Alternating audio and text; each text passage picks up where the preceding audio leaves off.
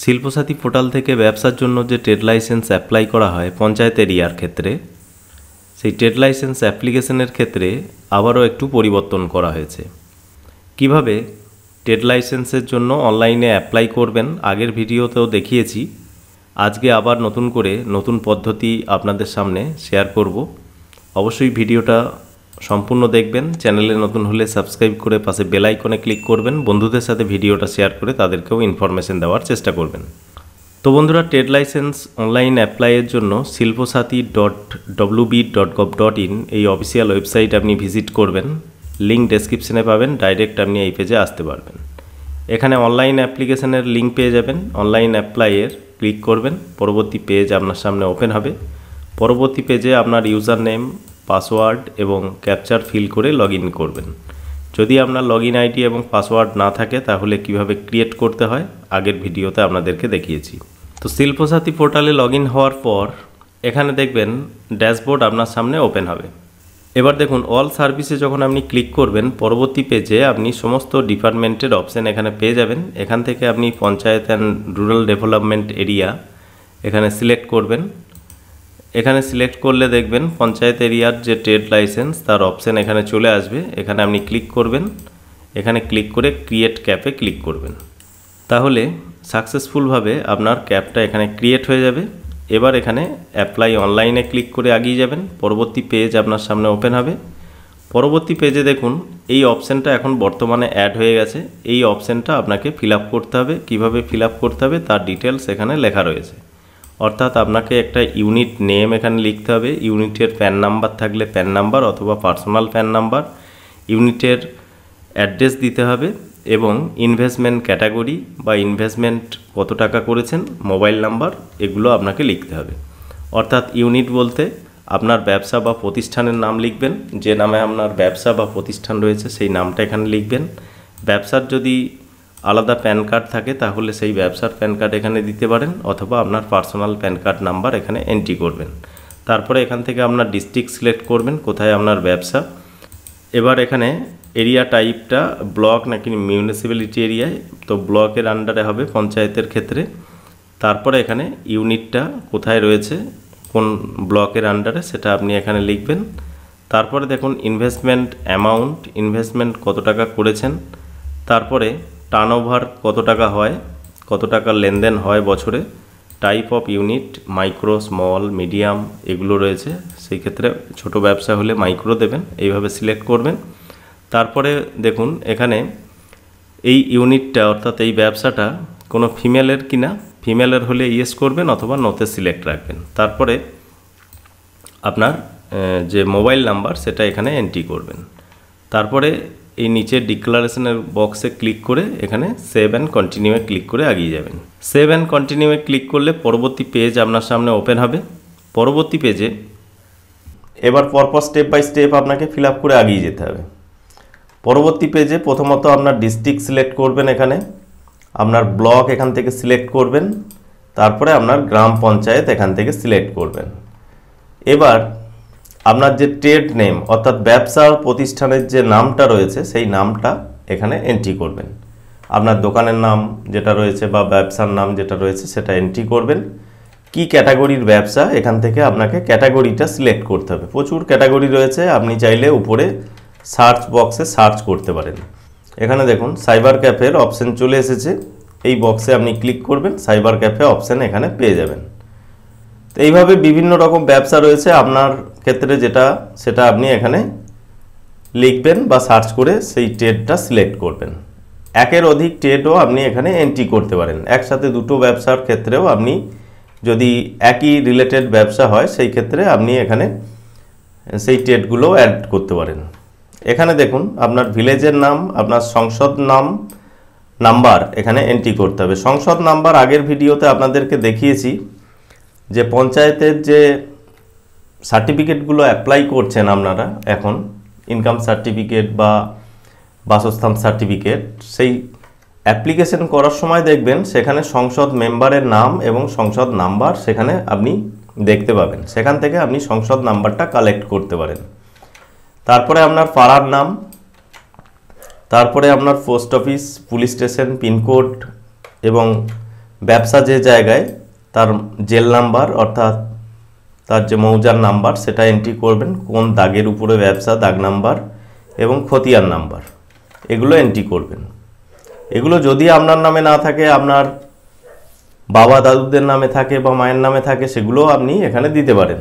আর যদি আপনার ব্যবসাটা ভাড়ার জায়গায় হয়ে থাকে, অর্থাৎ আপনি দোকান ঘর ভাড়া নিয়েছেন কোনো ব্যক্তির কাছ থেকে, সেই ক্ষেত্রেও আপনি দেখবেন যে এগ্রিমেন্ট কপি রয়েছে, সেখানে তার নামই মালিকের ওনারের নামে আপনি দাগ নাম্বার এবং তার খতিয়ান নাম্বার পাবেন এবং সেই এগ্রিমেন্ট কপিটাও এখানে আপলোড করতে হবে।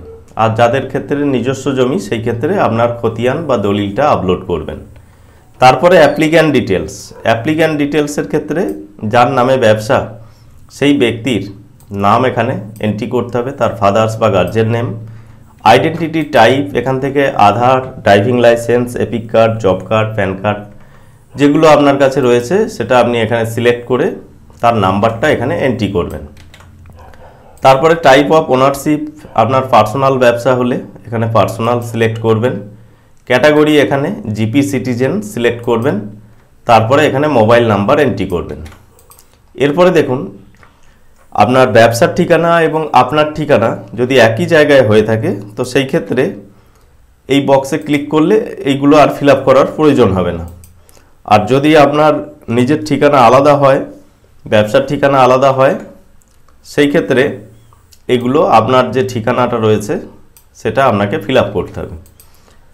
এরপরে যে জায়গার উপরে ব্যবসা সেই জায়গার ইস্ট, ওয়েস্ট, নর্থ, সাউথে কি রয়েছে সেগুলো আপনি এখানে লিখে দেবেন। তারপরে দেখুন অর্গানাইজেশন ডিটেলস, অর্থাৎ আপনি যে দোকানের নাম বা ব্যবসার নাম দিয়েছেন সেই নামটা দেখবেন এখানে অটোমেটিক চলে আসবে। কতজন ব্যক্তি সেখানে কাজ করে সংখ্যাটা এখানে লিখবেন, একজন হলে একজন, পাঁচজন হলে পাঁচজন। কত টাকা আপনি ইনভেস্ট করেছেন লাস্ট ফিনান্সিয়াল ইয়ারে সেই অ্যামাউন্টটা এখানে লিখবেন। তারপরে কত টাকা আপনার লাস্ট ফিনান্সিয়াল ইয়ারে ইনকাম হয়েছে সেটা আপনাকে এখানে লিখতে হবে। এবার দেখুন ফিজটা আপনার কত টাকা লাগবে এই ট্রেড লাইসেন্সের ক্ষেত্রে, সেটা বিভিন্ন ক্যাটাগরির ক্ষেত্রে বিভিন্ন রকম ফিজ রয়েছে।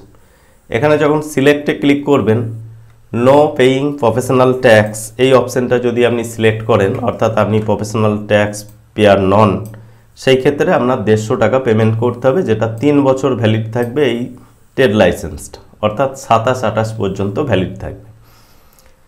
এরপরে দেখুন যদি আপনার ইনভেস্টমেন্ট যেটা 25,000 থেকে 5 লাখ টাকার মধ্যে থাকে, তাহলে আপনি এখানে দেখবেন ফিজটা আপনাকে পেমেন্ট করতে হবে 750 টাকা। আর যদি আপনার প্রফেশনাল ট্যাক্স পেয়ার হন তাহলে এখানে পেইং প্রফেশনাল ট্যাক্স সিলেক্ট করবেন, সেটাও 750 টাকা পেমেন্ট করতে হবে। আর যদি 5 লাখ টাকার উপরে আপনার ইনভেস্টমেন্ট হয় সেই ক্ষেত্রে যখন আপনি এটা সিলেক্ট করবেন 1500 টাকা আপনাকে পেমেন্ট করতে হবে। এটা বিভিন্ন ব্যবসার ক্যাটাগরির উপরে বা ব্যবসার ক্ষেত্রে আলাদা আলাদা হবে। এবার দেখুন সাইবার ক্যাফে যাদের ব্যবসা রয়েছে, জেরক্স সেন্টার, তাদের ক্ষেত্রে এখানে সাইবার ক্যাফে সিলেক্ট করলে আপনার 450 টাকা আপনাকে পেমেন্ট করতে হবে 3 বছরের জন্য। এরপরে যেটা আপনার ফিজ লাগবে না, যাদের কথা বললাম, এসএইচজি, এখানে দেখুন এসএইচজি যখন আপনি সিলেক্ট করবেন তখন আপনাকে কোনো ফিজ এখানে পেমেন্ট করতে হবে না। আপনি জাস্ট অ্যাপ্লাই করে সার্টিফিকেট ডাউনলোড করে নিতে পারবেন, ট্রেড লাইসেন্স ডাউনলোড করে নিতে পারবেন। এসএইচজি অর্থাৎ সেলফ হেল্প গ্রুপ যাদের রয়েছে, যে সমস্ত স্বনির্ভর গোষ্ঠীগুলো রয়েছে, তারা যদি কোনো ব্যবসা, সেই স্বনির্ভর গোষ্ঠীর দলে তারা যদি কোনো ব্যবসা চালায়, সেই ব্যবসার জন্য আপনি যদি ট্রেড লাইসেন্স নিতে চান তাহলে আপনাকে কোনো টাকা পেমেন্ট করতে হবে না, ফ্রি অফ কস্টে আপনি অ্যাপ্লাই করতে পারবেন। আশা করি সমস্ত ব্যাপারটা আপনার কাছে এই পর্যন্ত ক্লিয়ার হয়েছে। এবার আপনি সমস্ত ডিটেলসটা ফিল আপ করে সেভ অ্যান্ড কন্টিনিউয়ে ক্লিক করে এগিয়ে যাবেন। পরবর্তী পেজে দুটো ডকুমেন্ট এখানে আপলোড করতে হবে। প্রথমত আইডি প্রুফ, যে নাম্বারটা দিয়ে আপনি অ্যাপ্লাই করলেন, আধারের নাম্বার বা অন্য কোনো কিছু হতে পারে, সেই আইডি প্রুফটা এখানে পিডিএফ ফরম্যাটে আপলোড করবেন, যেটা 200 কেবির মধ্যে সাইজটা রাখবেন। এখানে চুজ ফাইলে যেমন রয়েছে, এখানে চুজ ফাইলে সেই ফাইলটা সিলেক্ট করে এখানে আপলোডে ক্লিক করতে হবে। আপলোডে ক্লিক করলে ফাইলটা এখানে আপলোড হয়ে যাবে। যদি ভুল ফাইল আপলোড করেন এখানে রিমুভ করেও আবার আপলোড করতে পারবেন। একই রকমভাবে ল্যান্ড ডকুমেন্টের একটা প্রুফ, যেটা 500 কেবির মধ্যে 512 কেবির মধ্যে পিডিএফ ফরম্যাটে আপলোড করবেন। চুজ ফাইলে ক্লিক করে ফাইলটাকে এখানে সিলেক্ট করবেন, তারপরে আপলোডে ক্লিক করলে ফাইলটা আপলোড হয়ে যাবে।